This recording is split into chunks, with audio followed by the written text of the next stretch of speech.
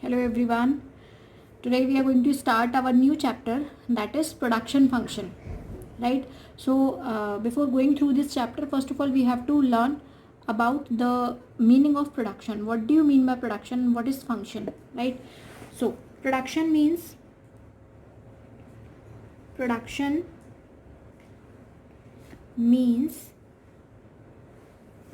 converting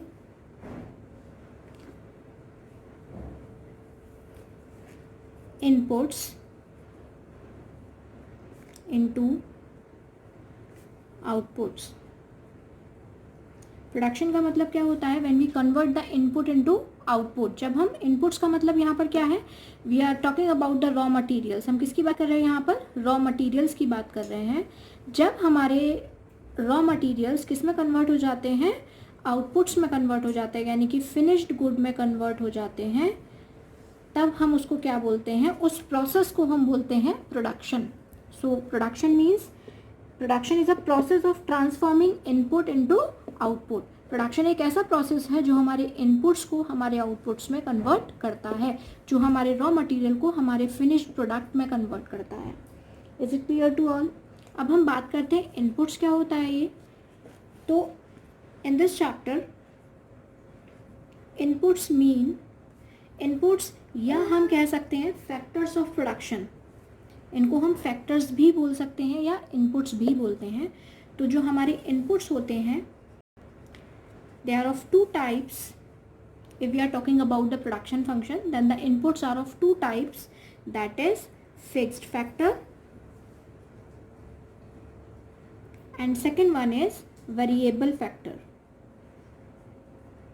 ठीक है, एक तो हमारे फिक्स फैक्टर हो सकते हैं इनपुट्स, या हमारे इनपुट्स वेरिएबल फैक्टर्स हो सकते हैं. तो फिक्स फैक्टर और वेरिएबल फैक्टर्स होते क्या हैं? फिक्स फैक्टर वो फैक्टर्स होते हैं विच will not change with the change in output, जो हमारे आउटपुट के साथ चेंज नहीं होते हैं, राइट? तो हम क्या लिखेंगे? Those inputs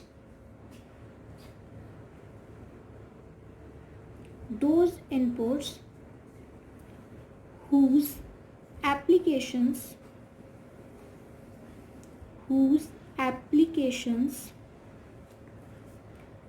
does not change with the change in output.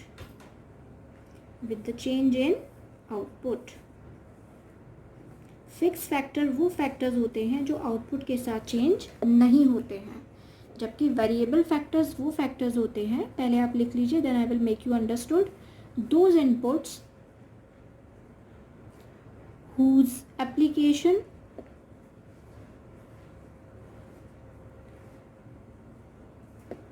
will change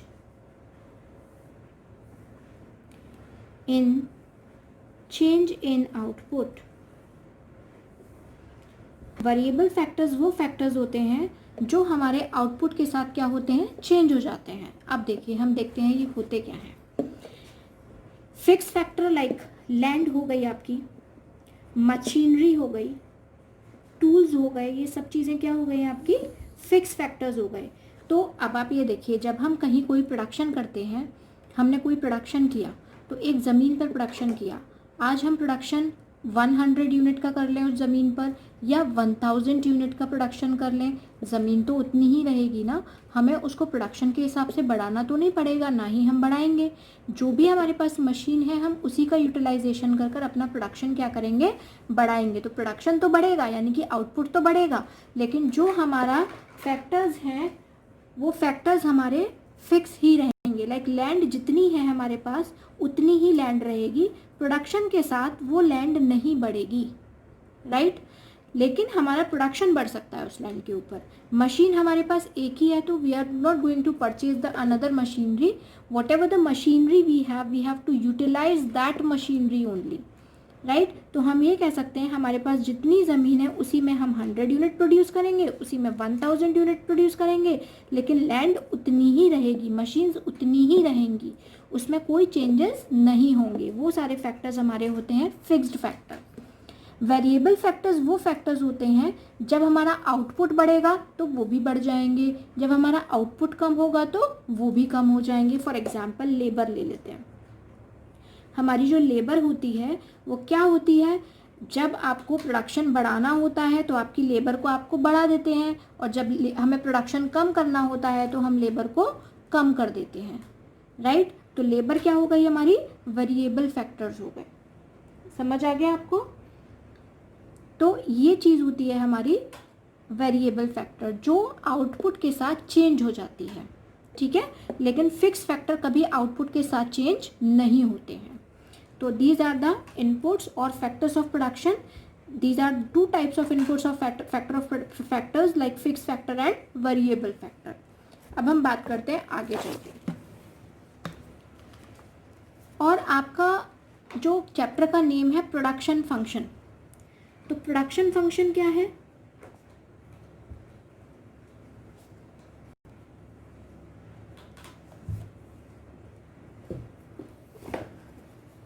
इस प्रोडक्शन फंक्शन को भी देखना पड़ेगा। अब तक हम लोगों ने क्या पढ़ा, प्रोडक्शन क्या होता है, राइट। मतलब ट्रांसफॉर्म करना किसी भी इनपुट को आउटपुट में, राइट। अब हम प्रोडक्शन फंक्शन की बात करते हैं। तो प्रोडक्शन फंक्शन क्या होती है?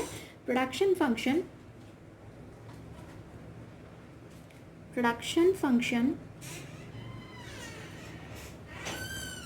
refers to functional or mathematical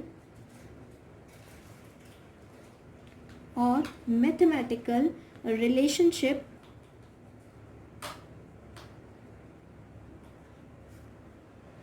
between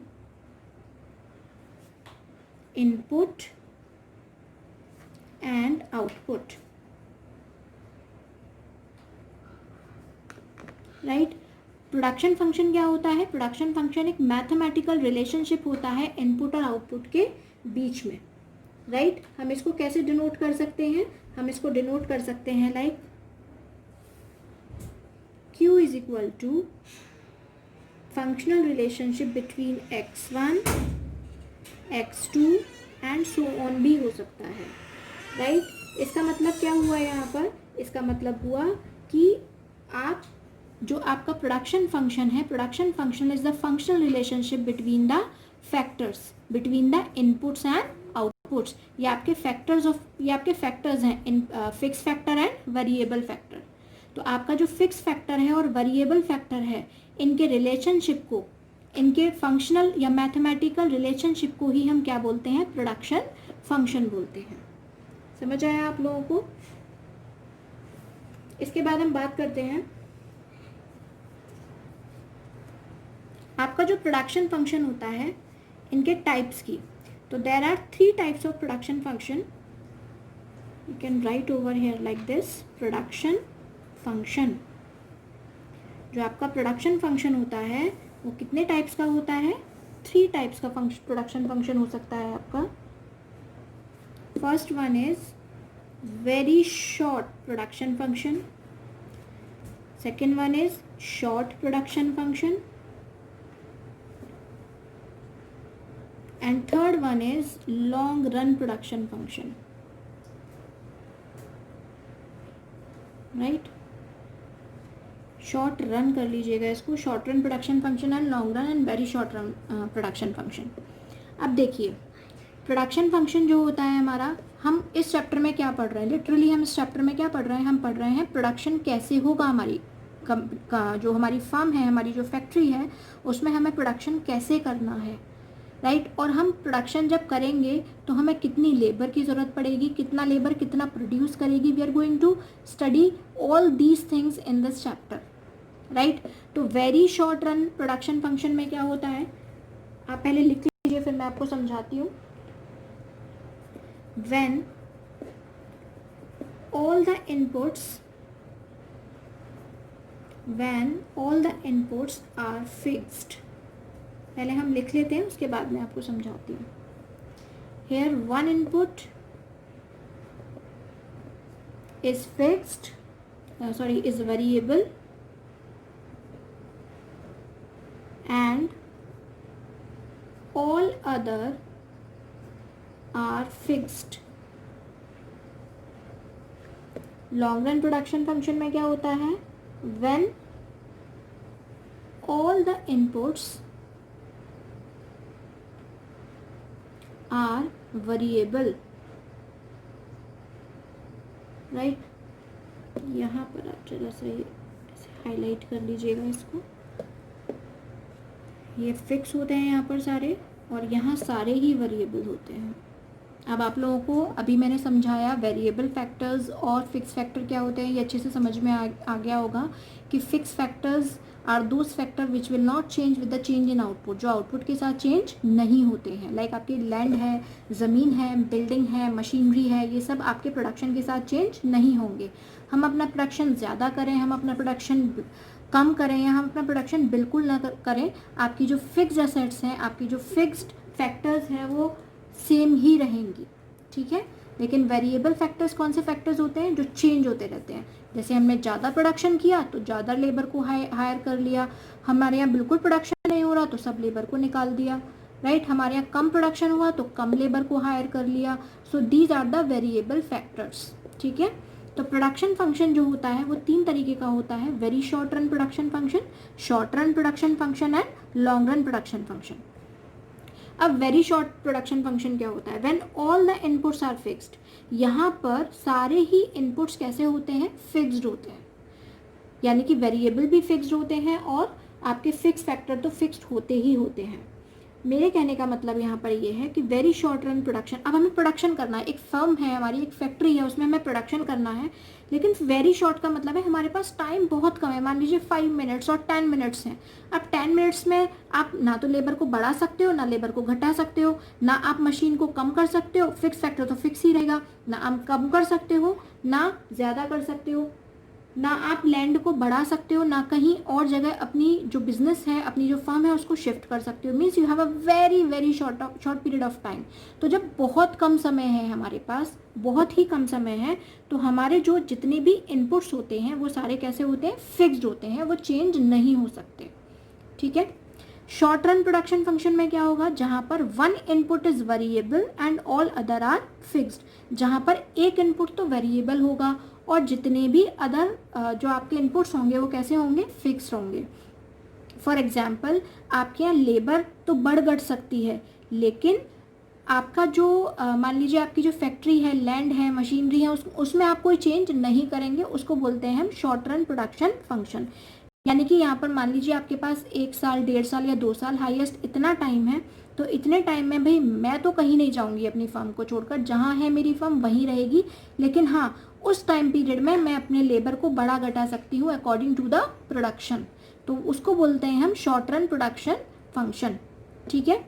long run production function क्या होता है? लॉन्ग रन प्रोडक्शन फंक्शन में when all the inputs are variable, जहाँ पर जितनी भी इनपुट्स होते हैं वो सारे कैसे होते हैं? वेरिएबल होते हैं। लॉन्ग रन का मतलब हमारे पास बहुत टाइम है, लाइक हमारे पास 5 साल, 6 साल, 7 साल, 10 साल, 15 ईयर्स, इतने ईयर्स हैं हमारे पास कि हम अपने इनपुट्स को चेंज कर सकते हैं। तो अब मुझे हाथरस, मान लीजिए अब हमारा कहीं बिजनेस है, हमारा जो फर्म है वो आगरा में है, I want to shift my firm from Agra to Mathura और from Agra to Dehradun, right? तो I have a very long period of time, I have a very long span of time to change my place, change my working place. मेरे पास बहुत समय है अपनी working place को change करने के लिए। तो मैं क्या करूँगी? मेरे यहाँ जितने भी इनपुट्स होंगे वो वेरिएबल हो सकते हैं। मेरे यहाँ जो फिक्स फैक्टर है उनको भी मैं वेरिएबल कर सकती हूँ। लाइक मेरे पास ज़मीन है, मैं उस ज़मीन को बेचकर वहाँ पर दूसरी ज़मीन खरीद सकती हूँ। मेरे पास जो मशीनरी है मैं उसको दूसरी जगह शिफ्ट करवा सकती हूँ, because I have much time, I have enough time to shift my firm from one place to other. तो लॉन्ग रन प्रोडक्शन फंक्शन में जितने भी इनपुट्स होते हैं वो सारे इनपुट्स कैसे होते हैं? वेरिएबल होते हैं। हमारे पास बहुत सारा समय होता है उनको चेंज करने के लिए। एक बार फिर बता रही हूँ, very short run production function में हमारे जितने भी इनपुट्स होते हैं वो फिक्स होते हैं, क्योंकि हमारे पास टाइम कितना होता है? बहुत कम टाइम होता है, जिसमें ना तो हम अपने वेरिएबल फैक्टर्स को चेंज कर सकते हैं और ना ही हम अपने फिक्स फैक्टर को चेंज कर सकते हैं। शॉर्ट रन प्रोडक्शन फंक्शन में हम अपने एक इनपुट को वेरिएबल यानी कि चेंज कर सकते हैं, बल्कि अदर फैक्टर्स हमारे फिक्स रहेंगे, क्योंकि हमारे पास बहुत ज़्यादा टाइम नहीं है। टाइम है, लेकिन हम उस टाइम को यूटिलाइज करेंगे प्रोडक्शन करने में, ना कि शिफ्टिंग करने में। और लॉन्ग रन में we have enough time to change और to shift our working place from one place to other, so we can say that here the inputs are variable. यहाँ पर हम अपने आप को चेंज कर सकते हैं। Is it clear to all of you और नॉट? राइट, अब हम इसके आगे पढ़ेंगे। देखिए आपके जो सिलेबस में है वेरी शॉर्ट तो नहीं है, वेरी शॉर्ट हमारे काम का नहीं है, लॉन्ग रन भी हमारे काम का नहीं है। हमारे काम का क्या है? Short run production function. आपके यहाँ हम क्या पढ़ेंगे? शॉर्ट रन प्रोडक्शन फंक्शन पढ़ेंगे, क्योंकि वेरी शॉर्ट पढ़ने का मतलब ही नहीं है बहुत कम टाइम है, चेंज कुछ कर नहीं सकते हैं। यहाँ पर बहुत समय है, हमारा आसानी से सब कुछ चेंज कर सकते हैं, सब कुछ वेरिएबल है। लेकिन यहाँ पर हमारे पास ना ज़्यादा टाइम है ना कम टाइम है, हमारे पास नॉर्मल टाइम है। तो हम उसमें एक फैक्टर वेरिएबल है, बाकी अदर फिक्स है। तो हम इसके बारे में बात करेंगे आपके इस पर्टिकुलर टॉपिक पे। राइट, तो हम बात करते हैं, एक टेबल बनाते हैं। With the help of table अब हम देखते हैं प्रोडक्शन कैसे करते हैं, किसी भी फॉर्म में प्रोडक्शन कैसे होता है ना। सबसे पहले यहाँ पर हम फिक्स्ड फैक्टर लिख लेती हूँ मैं, फिक्स्ड फैक्टर। राइट, यहाँ मैं लिख देती हूँ वेरिएबल फैक्टर। ठीक है, हम शॉर्ट रन को समझ रहे हैं। किसको समझ रहे हैं हम लोग? Short run production function, short run production function. ठीक है, अब यहाँ पर टोटल प्रोडक्ट, हमारा टोटल प्रोडक्शन कितना हुआ, हमारा मार्जिनल प्रोडक्ट कितना हुआ, और हमारा एवरेज प्रोडक्ट कितना हुआ। या जब सबको निकालना सिखा देंगे कि ये कैसे करते हैं हम लोग। राइट, देखिए शॉर्ट रन प्रोडक्शन फंक्शन में मैंने आपको क्या बताया था? One factor others remain fixed, only one factor will be variable. एक फैक्टर वेरिएबल होगा, मान लीजिए ये लेबर है और ये आपके फिक्स फैक्टर है, यानी कि ये लैंड मान लीजिए, इसको ज़मीन है हमारे पास, तो ये ज़मीन फिक्स रहेगी। 1 2 3 4 5 6 ले लेते हैं। ठीक है, 6 7 8 ले लेते हैं। ठीक है ना। अब हम क्या करेंगे, हमारे पास ज़मीन तो एक ही है, ठीक है, लेकिन हमारे वेरिएबल फैक्टर हमें क्या करने हैं? चेंज करने हैं। According to short run production function, one factor will be variable and others remain fix. तो हमारा लैंड तो फिक्स है, हमें वेरिएबल फैक्टर में चेंज करना है। एक ही ज़मीन है, वहाँ पर कितने वर्कर्स काम कर रहे हैं? पहले तो कोई नहीं कर रहा। फिर उसी ज़मीन पर कितने लेबर काम करने लग गए? 1 लेबर काम करने लग गया। फिर उसी ज़मीन पर 2 लेबर काम करने लग गए। फिर 3rd लेबर आ गया, फिर 4th लेबर आ गया, फिर 5th पर्सन आ गया, फिर 6th आ गया, 7th आ गया। ठीक है, और एक और कर लेते हैं, और फिर 8th आ गया। ये लोग आ गए। ठीक है, अब हमारा टोटल प्रोडक्शन कितना हुआ हमें ये देखना है। एक ज़मीन है, उसमें एक भी वर्कर काम नहीं कर रहा है, तो हमारा प्रोडक्शन कुछ हुआ? हमारा तो कोई भी प्रोडक्शन नहीं हुआ। तो हम क्या लिखेंगे? टोटल प्रोडक्शन क्या हो जाएगा हमारा? 0। हमारा कोई भी प्रोडक्शन नहीं हुआ है।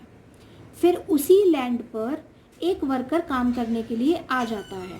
जब एक वर्कर उस लैंड पर काम करने के लिए आ गया तो उसने काम किया, और काम किया तो उसने कितना प्रोडक्शन किया? 2 यूनिट्स प्रोड्यूस किए उसने। ठीक है, फिर वही लैंड है, उसी ज़मीन पर एक और वर्कर आ गया। जब एक और वर्कर आया तो उसने और यूनिट्स प्रोड्यूस किए। अब उसके आने से प्रोडक्शन कितना बढ़ गया? आपका टोटल प्रोडक्शन 6 हो गया। ठीक है, फिर उसी ज़मीन पर 3rd लेबर और आया, उसके आने से आपका प्रोडक्शन और बढ़ गया। कितना हो गया? 12 हो गया। यानी कि जब एक लेबर काम कर रहा था तो 2, सेकेंड लेबर आया तो 6। आप कहेंगे मैम 2 की जगह 4 होना चाहिए था, क्योंकि 2 लोग काम कर रहे हैं। तो it is not a mathematical calculation, एक मैथमेटिकल कैलकुलेशन नहीं है बच्चों। हमारा यहाँ पर जो प्रोडक्शन है वो स्पीडली बढ़ेगा। ठीक है, we are not talking about mathematics कि एक व्यक्ति काम कर रहा है तो 2 लोग, एक लेबर काम कर रहा है तो 2 यूनिट प्रोड्यूस कर रहा है, तो 2 लेबर काम कर रहे हैं तो 4 यूनिट प्रोड्यूस होने चाहिए। तो मैथमेटिक्स के बारे में बात नहीं कर रहे हैं हम, प्रोडक्शन के बारे में बात कर रहे हैं। Production take place like this. ठीक है, 3rd लेबर आया तो 12 यूनिट प्रोड्यूस की। फिर हमने एक और लेबर बुलाया जैसे ही एक और लेबर आया तो उसने कितना प्रोड्यूस किया, 16। ठीक है, अब ये देखिए 3 लेबर 12 यूनिट प्रोड्यूस कर रहे थे, लेकिन इसको बढ़ना चाहिए था और स्पीड में, क्योंकि 2 से डायरेक्ट 6 हुआ, 6 से डायरेक्ट 12 हुआ और 12 से सिर्फ 16 ही इंक्रीज हुआ। जब 4th लेबर आया तो 12 से 16 ही इंक्रीज हुआ, यानी कि सिर्फ 4 यूनिट ही बढ़ा। ऐसा क्यों हुआ भाई? यहाँ पर तो 6 यूनिट बढ़ गया था और यहाँ पर सिर्फ 4 यूनिट बढ़ा, क्योंकि हमारे यहाँ लैंड लिमिटेड थी और हमारे यहाँ लेबर इतने ही, 3 वर्कर्स जब काम कर रहे थे तो एफिशिएंटली वर्क हो रहा था। एक किचन था, उसमें लोग काम कर रहे थे, किचन में 3 लोग आ सकते थे, तो 3 लोग जब काम कर रहे थे तो प्रोडक्शन अच्छा हो रहा था। जैसे ही चौथे को घुसाया तो किचन भर गई, है ना, प्रोडक्शन तो हुआ लेकिन वो बहुत भर गई तो प्रोडक्शन थोड़ा कम हो गया। जैसे ही 5th लेबर आया तो प्रोडक्शन क्या हुआ, और कम हुआ। ठीक है, क्योंकि किचन भर गई है, हाथ पर चलाने का उसमें जगह नहीं बची है, तो अब प्रोडक्शन कितने का हुआ, 18 यूनिट्स का। फिर 6th लेबर आया तो वो और भर गई, मतलब उसमें अब तो हाथ हिला ही नहीं सकती हो, तो जितना प्रोडक्शन था उतना ही हुआ, 18 ही प्रोड्यूस कर पाए, 18 यूनिट। फिर एक और लेबर को हमने अपने यहाँ बुला लिया कि भाई तुम भी आ जाओ, अब वो भी आ गया, तो बढ़ने की बजाय क्या हुआ, आपका घट गया, प्रोडक्शन क्या हो गया, घट गया, डिक्रीज हो गया। ऐसा क्यों हुआ भाई? ऐसा इसलिए हुआ कि जब जगह नहीं है उस लैंड पर, लैंड वही है, एक ही लैंड है, लिमिटेड एरिया है, जब आप उसमें लोगों को भरते जाएंगे, लोग आते जाएंगे, क्राउड होता जाएगा, तो होगा क्या कि लोग काम नहीं कर पाएंगे, आपकी रिसोर्सेज का वेस्ट होगा। अगर हम किसी पीछे मुड़े या पीछे हमने टर्न किया तो मान लो उसके हाथ में कोई सामान लग रहा है, वो गिर गया, वो ख़राब हो गया, तो क्या हुआ, आपका प्रोडक्शन कम हो गया। अब एक और लेबर को बुला लिया जबकि ज़रूरत नहीं थी, भाई तुम भी आ जाओ, तो कोई बात नहीं है, तो और आपका रिड्यूस होकर क्या हो जाएगा, 8 हो जाएगा। यानी कि जब तक 3 वर्कर्स थे तो that was well and good. 4th worker आया तो इंक्रीज तो हुआ लेकिन डिमिनिशिंग रेट से इंक्रीज हुआ। 5th वर्कर आया तो भी इंक्रीज हुआ लेकिन डिमिनिशिंग रेट से हुआ।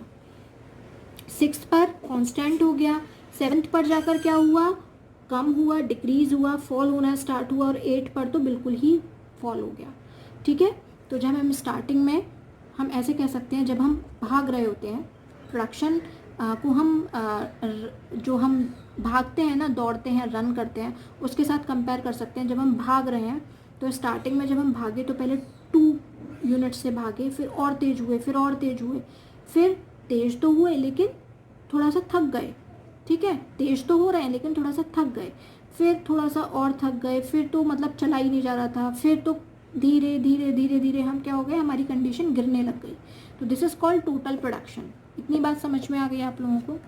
अब देखिए टोटल प्रोडक्शन से आपने लास्ट चैप्टर में मार्जिनल यूटिलिटी पढ़ा था, तो मार्जिनल प्रोडक्ट क्या हो जाएगा, जो भी हमारा एडिशनल यूनिट है टोटल प्रोडक्ट में, that is called marginal product. तो अब देखिए जब 0 है तो यानी कि फर्स्ट पर तो कुछ भी प्रोड्यूस नहीं हुआ होगा, तो मार्जिनल प्रोडक्ट कोई भी कुछ भी नहीं चेंजेस आए। 0 से क्या बढ़कर आ गया, 2, तो एडिशनल यूनिट कितनी हो गई, 2, तो ये हो गई 2। उसके बाद फिर 2 से उठकर वो कहाँ आ गया, 6 पर आ गया, तो यानी कि कितनी यूनिट बढ़ी, सेकेंड लेबर के आने से कितनी यूनिट बढ़ गई, 4 यूनिट्स बढ़ गई। फिर 3rd लेबर के आने से कितनी यूनिट बढ़ी, 6 से सीधे 12 हो गई। वाओ, ये तो 6 हो गई। ठीक है, तो पहला लेबर आया तो हमारा कितना मार्जिनल प्रोडक्ट हुआ, 2, फिर और बढ़ा 4, फिर और बढ़ा 6। जैसे ही 4th लेबर आया तो मार्जिनल प्रोडक्ट कितना हुआ हमारा, 12 से सीधे 16, तो कितना हुआ, 4 हुआ, यानी कि डिमिनिश हो गया। ठीक है, फिर 16 से 8 पर आया तो कितना हुआ, 2 हुआ, कम होता जा रहा है ना। फिर 18 से 18 पर आया यानी कि कोई भी प्रोडक्शन नहीं हुआ। उसके बाद 18 से 4 पर आया तो क्या हुआ, माइनस में चला जाएगा। ठीक है, यानी कि प्रोडक्शन माइनस में जाता जा रहा है। 14 से 8 पर आया तो फिर और माइनस में हो गया, -6। ठीक है, अब हम एक काम करते हैं, इनकी वो बना लेते हैं, 2, 6, 12 यहाँ तक बढ़ रहा है ना इंक्रीजिंग रेट से, तो आप यहाँ पर एक थोड़ा सा ऐसे अंडरलाइन कर लीजिए, इसको अलग कर लीजिए। 0 से पहले पहले तक हम उसको 0 तक हम क्या कर लेंगे, अंडरलाइन कर लेंगे, और इसको, तो ये फर्स्ट स्टेज हो गई। फर्स्ट स्टेज में हम क्या कह सकते हैं, that TP is increasing at increasing rate. Right. हमारा टीपी जो है वो इंक्रीजिंग रेट से बढ़ रहा है। उसके बाद TP is increasing but at diminishing rate, diminishing यानी कि डिक्लाइनिंग रेट से इंक्रीज हो रहा है। पहले इतना तेज 4 से 6 से इंक्रीज हो रहा था, अब कितने से इंक्रीज हो रहा है, 4 से 2 से, यानी कि डिक्लाइन होता जा रहा है। और उसके बाद टीपी एकदम क्या हो रहा है, फॉल हो रहा है। ठीक है, इतनी बात समझ में आ गई। अब हम एवरेज प्रोडक्ट निकालेंगे। तो एवरेज प्रोडक्ट निकालने का फॉर्मूला क्या होता है, total product divided by variable factor. ठीक है, समझ आया आपको।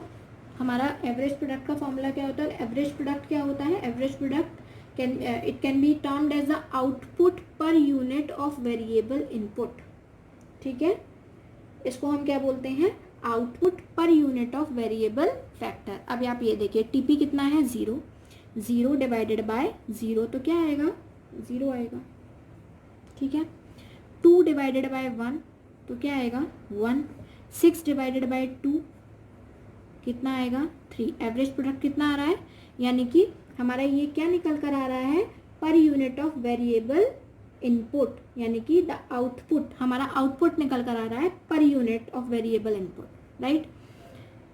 अब हमने 12 को डिवाइड किया 3 से, 12 डिवाइडेड बाय 3, 3 6 जा 12। ठीक है, सॉरी 3 4 जा 12, आई एम सो सॉरी, 3 4 जा 12। आफ्टर देन हमने 16 को डिवाइड किया 4 से, 4। फिर हमने 18 को डिवाइडेड किया 5 से, 3.6। फिर हमने 18 को डिवाइडेड किया 6 से, कितना आया, 3, राइट। फिर हमने 14 को 7 से, कितना आया, 2।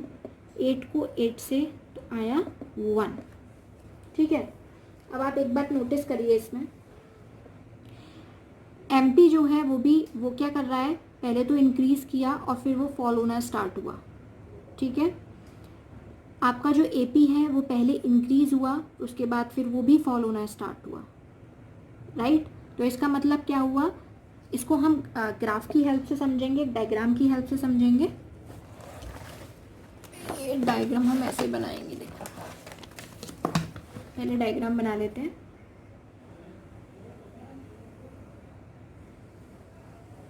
ये हमने डायग्राम बनाया और इस तरीके से आप 2 डॉटेड लाइंस कर लीजिएगा, so that the diagram can be visible and easily understandable to you, right. हम तीनों डायग्राम्स इसी पर बनाएंगे। वाई एक्सिस हो गया, ये एक्स एक्सिस हो गया हमारा, और ये हम तीनों डायग्राम बना रहे हैं, टीपी, एमपी एंड एपी, हम तीनों को बना रहे हैं इसमें। ठीक है, तो देखिए टीपी में क्या हुआ था, पहले हम देखते हैं टीपी को। टीपी में हुआ क्या था, TP increases at increasing rate. TP बढ़ रहा है ना, पहले 0 था, फिर 2 हुआ, फिर 6 हुआ, फिर 12 हुआ, यानी कि बहुत तेज़ी से बढ़ रहा है। ठीक है, यानी कि हम ये कह सकते हैं कि आपका जो टीपी है वो बहुत ज़ोर से दौड़ लगा रहा है। दौड़ लगा दी उसने, टीपी ने। दौड़ लगाने के बाद ये पॉइंट ऐसा आया कि वो बढ़ा तो सही 16, 18, लेकिन डिमिनिशिंग रेट्स, जैसे यहाँ पर सीधे उसने 2 से 6 पर जंप किया, 6 से 12 पर जंप किया, यानी कि 4 का जंप किया, 6 का जंप किया, लेकिन यहाँ पर जंप तो किया, लेकिन 4 का, फिर 2 का, फिर 0 का, यानी कि हम दौड़ तो रहे हैं। हम पहले तो बहुत स्पीड में दौड़े, फिर हम दौड़े कैसे, अब हम दौड़ तो रहे हैं, प्रोडक्शन तो कर रहे हैं, लेकिन हम थक चुके हैं, थोड़ा सा पीठ झुक गई हमारी। ठीक है, हम थोड़ा सा झुक कर दौड़ रहे हैं, यानी कि हम दौड़ तो रहे हैं। तो हम यहाँ क्या लिख सकते हैं, TP increases at increasing rate. TP increases at increasing rate, यानी कि यहाँ से तो हम बहुत तेजी से दौड़ रहे हैं, यानी कि टीपी कैसे इंक्रीज हो रहा है, इंक्रीजिंग रेट से। लेकिन यहाँ पर टीपी इंक्रीज तो हो रहा है, TP increases but at diminishing rate. कैसे रेट से बढ़ रहा है वो, डिमिनिशिंग रेट से, कम रेट से बढ़ रहा है, डिक्लाइनिंग रेट से बढ़ रहा है।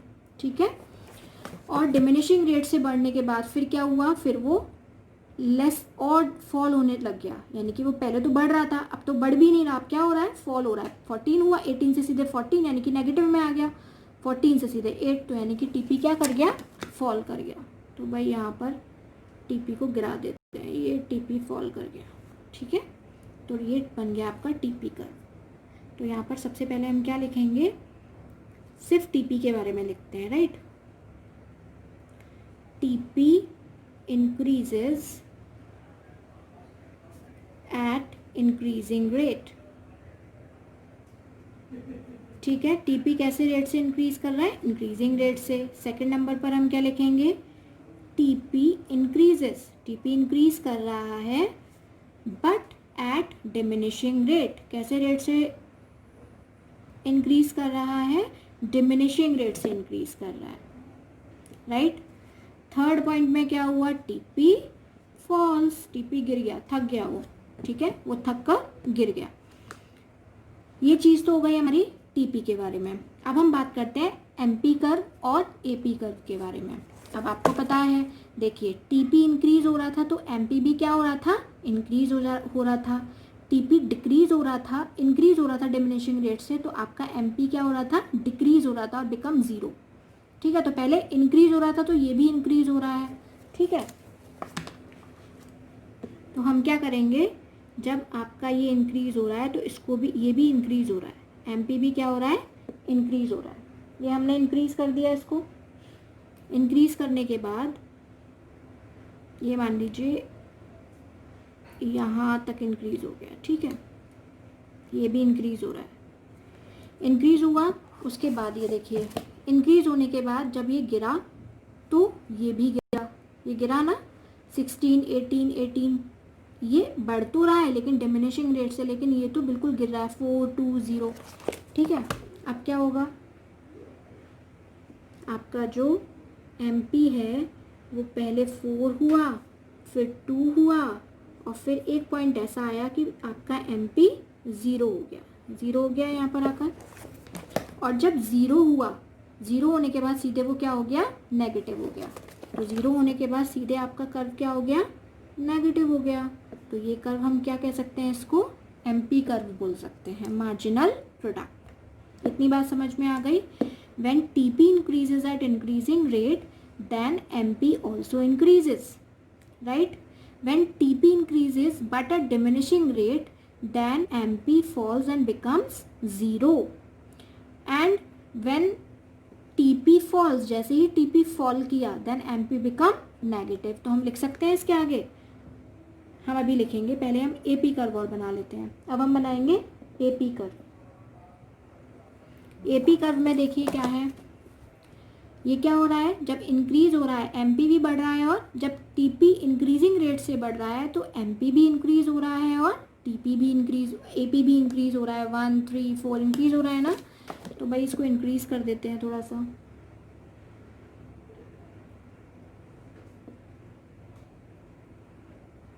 ये हमने इंक्रीज कर दिया, ठीक है।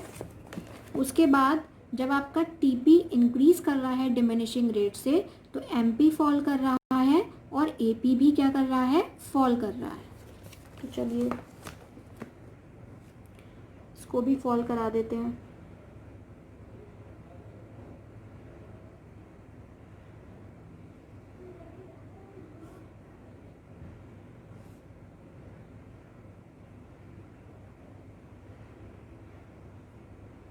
ये भी फॉल कर रहा है, ठीक है। अब ये देखिए 0, ये तो 0 हो रहा है एमपी आपका, लेकिन यहाँ पर जब ये माइनस हुआ तो ये माइनस में नहीं आएगा। ये कैसे आएगा आपका, ये माइनस में, ना ही तो ये आपका एपी कभी 0 होता है और ना ही कभी माइनस में जाता है। ये हमेशा कैसे जाएगा, ये पॉजिटिव ही रहेगा, फॉल करेगा लेकिन पॉजिटिव ही रहेगा। तो हम क्या कह सकते हैं, ये 2 और 1 यहाँ पर आके रुक जाएगा कहीं, right.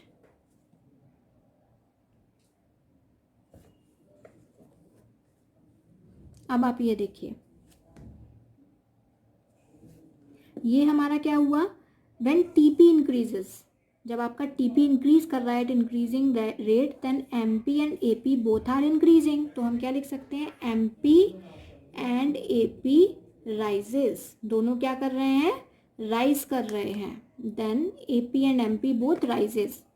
When TP increases but at diminishing rate, जब आपका टीपी इंक्रीज कर रहा है लेकिन डिमिनिशिंग रेट से इंक्रीज कर रहा है, then AP starts falling as well as MP also falls. तो हम क्या लिखेंगे, TP increases but at diminishing rate, then MP and AP falls and MP become zero. MP क्या हो जाएगा, ज़ीरो हो जाएगा। ठीक है, अब आप ये देखिए एक चीज़ और देखने वाली है, जब एमपी ज़ीरो है तो आपका जो टीपी है वो अपने किस पर है, मैक्सिमम पर है। किस पर है, मैक्सिमम पर है। टीपी मैक्सिमम पर है ना, यहाँ देखिए जब आपका ये टीपी जो है वो अपने मैक्सिमम पर है तो आपका एमपी कितना है, ज़ीरो है। ठीक है, तो हम क्या करेंगे, हम ये भी लिख सकते हैं TP increases but at diminishing rate, then MP and AP falls and MP become zero. TP increases but at diminishing rate and TP is at maximum, then MP become zero. MP क्या हो जाएगा, zero हो जाएगा। ठीक है, और when TP falls, जैसे ही आपका TP फॉल करेगा तो तुरंत MP क्या हो जाएगा, then MP become negative. MP क्या हो जाएगा आपका, नेगेटिव हो जाएगा। ठीक है बच्चों, अब ये हुआ क्यों है, ऐसा क्यों हुआ है, तो हम क्या लिखेंगे, with the increase in the variable factor, with the increase in the variable factor TP increases. तो इसके आगे आप ये और लिख दीजिएगा, with the increase in variable factor, with the increase in variable factor TP increases at increasing rate, then MP and AP rises। फिर यहाँ पर लिखेंगे हम सेकेंड पॉइंट में भी, with the increase in variable factor, with the increase in variable factor TP increases but at diminishing rate and TP is at maximum and MP becomes zero, then MP and AP falls।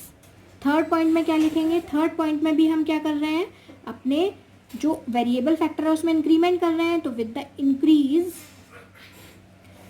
Increase in variable factor, जैसे ही हमने और variable factor में increase किया तो तुरंत TP fall हुआ and then MP become negative. ठीक है बच्चों, तो ये this is the relationship between TP, AP and MP. एक बार फिर सुन लीजिए, जब हमने प्रोडक्शन करते हैं तो एकदम बहुत तेजी से प्रोडक्शन बढ़ता है क्योंकि एफिशिएंट होते हैं उस टाइम लोग। जैसे ही प्रोडक्शन बढ़ा तो फिर क्या होता है, जैसे ही हमने और ज़्यादा लोगों को बुलाया, और ज़्यादा भीड़ बढ़ी, क्राउड बढ़ा, तुरंत हमारा प्रोडक्शन क्या होता है, बढ़ता तो है लेकिन डिमिनिशिंग रेट से। और ज़्यादा लोग आए तो ज़्यादा लोगों के आने से टीपी क्या हो जाएगा, फॉल हो जाएगा, यानी कि प्रोडक्शन कम हो जाएगा। ऐसे ही एमपी जब ये बढ़ेगा तो एमपी और एपी भी बढ़ेंगे, लेकिन जैसे ही वो डिमिनिशिंग रेट से बढ़ना स्टार्ट होगा तो एमपी और एपी दोनों क्या होना स्टार्ट हो जाएंगे, फॉल होना स्टार्ट हो जाएंगे।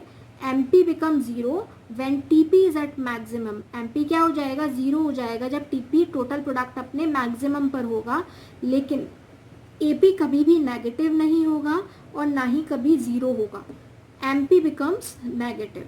ठीक है, और इस ही पूरी कहानी को जो हमने यहाँ लिखी है, this relationship between TP, AP and MP is known as law of variable proportion.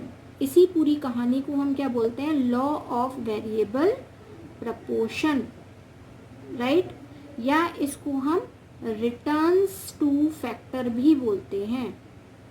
क्या बोलते हैं, रिटर्न्स टू फैक्टर। समझ में आ गया? तो इसका मतलब क्या हुआ कि जैसे ही हम ज़्यादा से ज़्यादा लोगों को अपने यहाँ वेरिएबल फैक्टर को जिस तरीके से हम इंक्रीज़ करेंगे, उसी तरह से हमारे यहाँ जैसे जैसे हम वेरिएबल फैक्टर को इंक्रीज़ करते जाएंगे वैसे वैसे टीपी इंक्रीज़ होगा इंक्रीजिंग रेट पर और एमपी और एपी राइज होंगे। सेकंड स्टेज जो होगी, ये स्टेजेस हैं, ये फर्स्ट स्टेज है बच्चों, ये सेकेंड स्टेज है और ये थर्ड स्टेज है। फर्स्ट स्टेज में increase at increasing rate, second stage में increases but at diminishing rate, and last stage में टीपी फॉल्स। इसी पूरी कहानी को जो हमने लिखा है यहाँ पर, the relationship between TP, MP and AP is known as law of variable proportion और रिटर्न्स टू फैक्टर, राइट। तो I hope you all have understood this very clearly. और आपके यहाँ जो न्यूमेरिकल्स हैं, it will come like this कि आपको TP दे दिया जाएगा and the examiner will ask you to find out MP और एपी, या फिर आपको एमपी दे दिया जाएगा, you will have to find out TP, right. तो इस तरीके से आपके यहाँ जो न्यूमेरिकल्स हैं वो भी आ सकते हैं। तो thank you for watching the video.